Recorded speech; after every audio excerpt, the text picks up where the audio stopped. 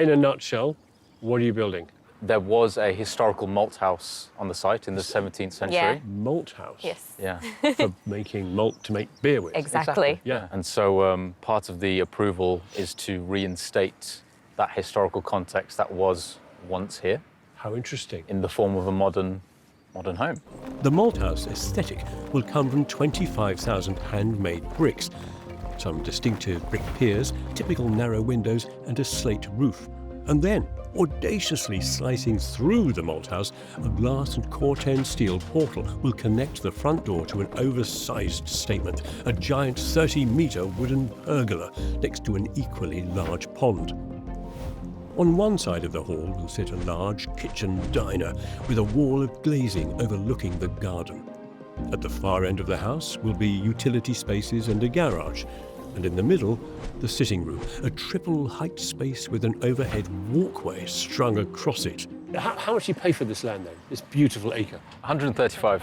Sorry? 135. 135,000? Yeah.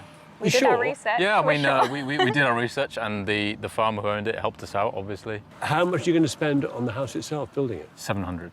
That's all in, is it? All in, All in. and that includes a contingency as well. That's everything. Yeah. Everything. 700 tops, plus 135,000 for the land. That's 835 grand. Where does all that come from? Build cost will come from a mortgage. So the mortgage is 660,000. I mean, standard bank rates might be, say, 4.5 at the moment, but for self-build, I imagine it's quite a bit more. Yes. How much are they charging you? So close to 7% now. Jeez. It's around £3,000 a month. OK.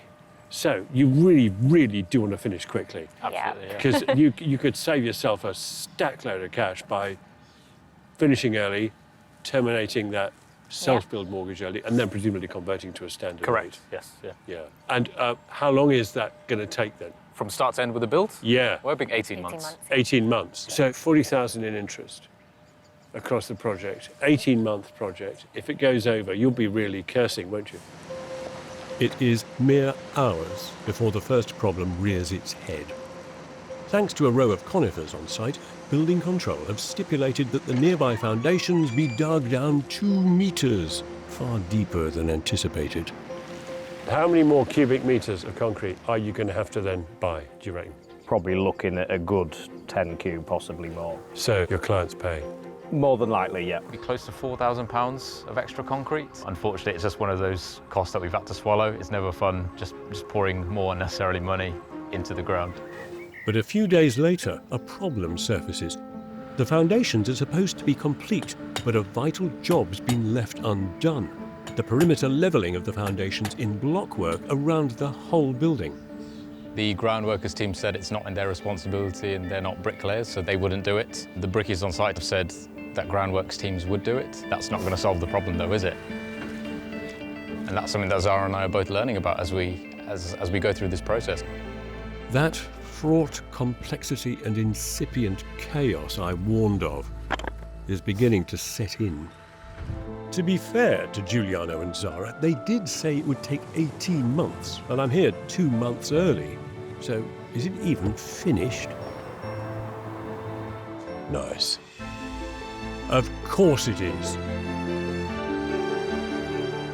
So sharp. It puts on quite a show. And the ceiling here is running to join with the pergola, which is the most fantastically majestic exercise in perspective. And it's ready and waiting for the aircraft to land, yeah? It's just... What's that? Oh, my word, it's a living chandelier. Yeah. I really wanted to bring the feel of Singapore. It's very strong. Nice big space, this. The table's fabulous. It's like just a big slice through a tree. Yeah, that is exactly what it is. To the other side of the hall sits the impossibly high sitting room, open right up to the building's ridge. Wow, lovely room. Lovely view of the pond.